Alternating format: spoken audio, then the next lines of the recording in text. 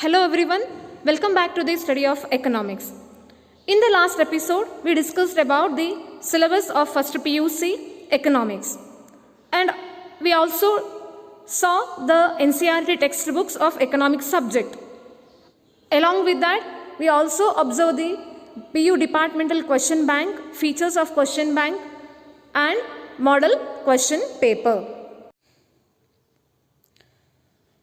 In this today's episode, we'll start chapter number 1 from part A, that is Introduction to Economics.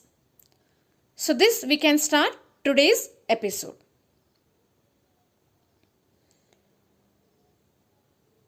Now we'll move on synopsis of this chapter.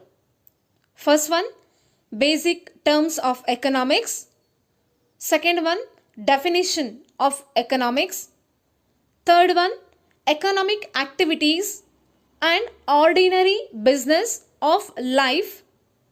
Fourth one, economic problem. And fifth one, Aladdin and his magic lamp and scarcity. Next one, economy and its components. Factors of production. Next one, statistics in economics. Next, meaning and scope of statistics. Importance of statistics in economics, and also statistics methods are no substitute for common sense. So these are all the synopses covered in this chapter. Now we'll see, after studying this chapter, what are the outcomes you learn or what are the outcomes you obtain. So that we can discuss here. So learning objectives. First one, to know what the subject of economics is about. Second one, to understand how economics linked with the study of economic activities. And the last one, learn about some uses of statistics in the understanding of economic activities. So all the outcomes you can get after studying this chapter. Now we'll discuss about, according to the synopsis, basic terms of economics.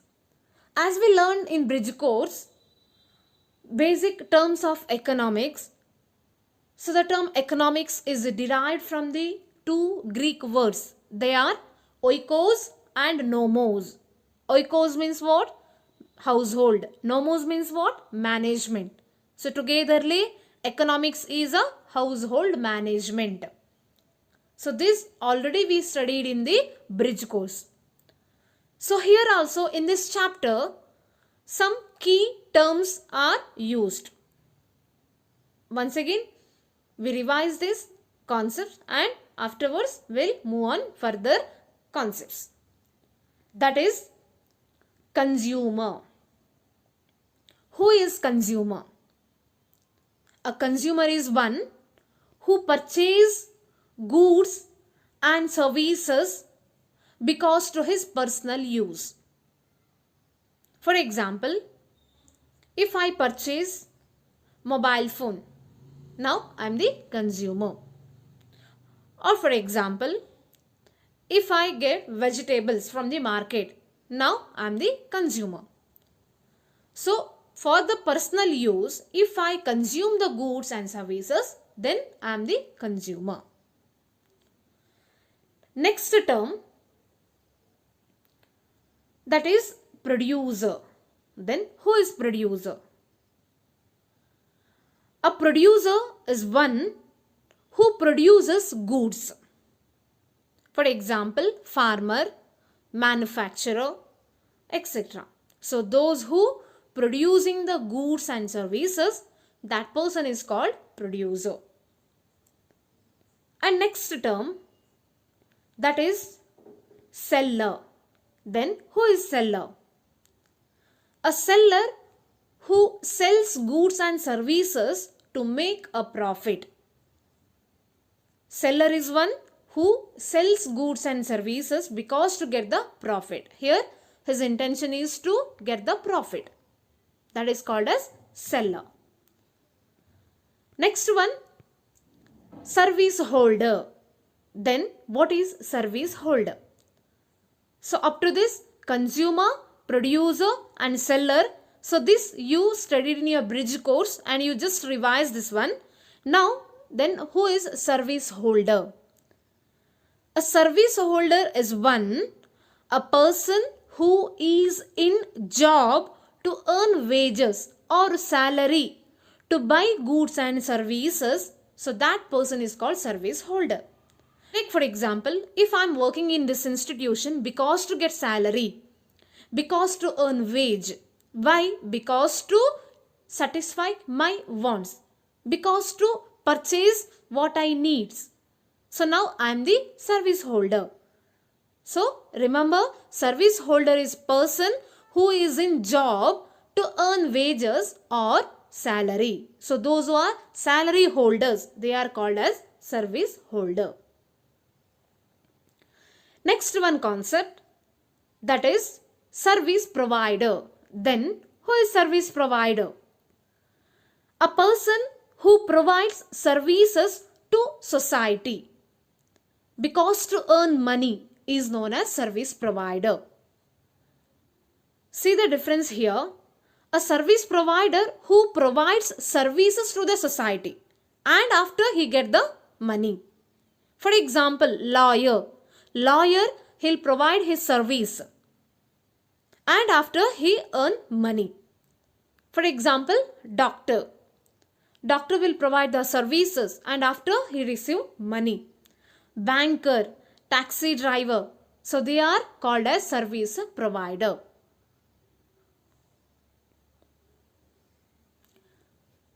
So these are all the basic terms we can use in economics. Next, we'll discuss about the definition of economics.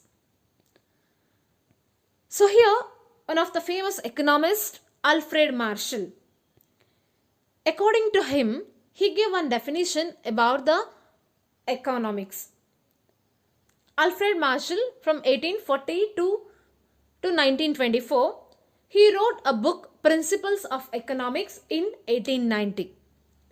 In it, he defined economics as a study of mankind in the ordinary business of life. So this point is important. How to define Alfred Marshall economics? According to Alfred Marshall, economics as a study of mankind in the ordinary business of life. That means, according to Alfred Marshall, economics which studies about not for the wealth or not only for the wealth but also for the welfare. That means mankind in the ordinary business of life. That means welfare of the people. So this is what the definition of Alfred Marshall. Thus, we can say that economics is the study of how people and society choose to employ scarce resources that could have alternative uses in order to produce various commodities that satisfy their wants and to distribute them for consumption among various persons and groups in society. Thus, what is economics? Economics is a study of how people and society choose to employ scarce resources and that could have alternative uses. Thus, economics is a study of how people and society togetherly choose scarce resources in that they can have alternative uses as well as they produce other commodities because to satisfy their wants, and that products will be distributed among the people and groups in the society. This is what the economics. Thus, simply we can say that economics is the study of scarce resources, alternative uses, and the distribution of produced goods among the people as well as the society.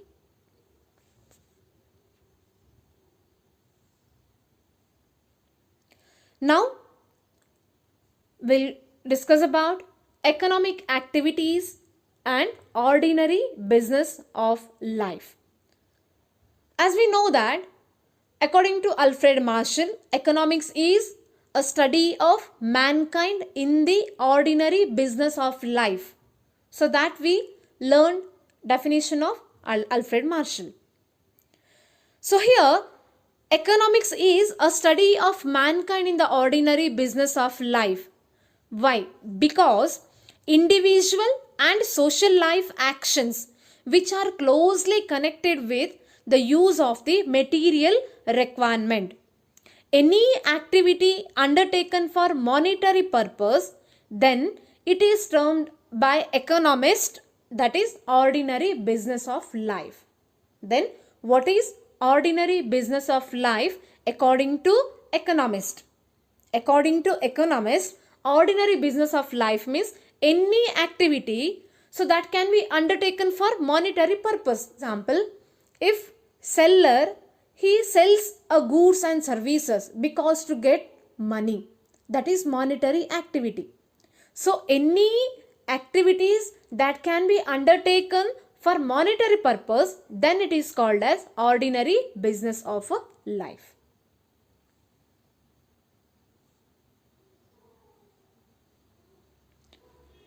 Next, we'll see economic problem. Then what is economic problem? Why does the economic problems arise? Economic problems are the problem of choice. The problem of a choice is only the economic problem. The economic problems are the basic or central problems that an economy's limited resources are insufficient to satisfy all human wants and needs.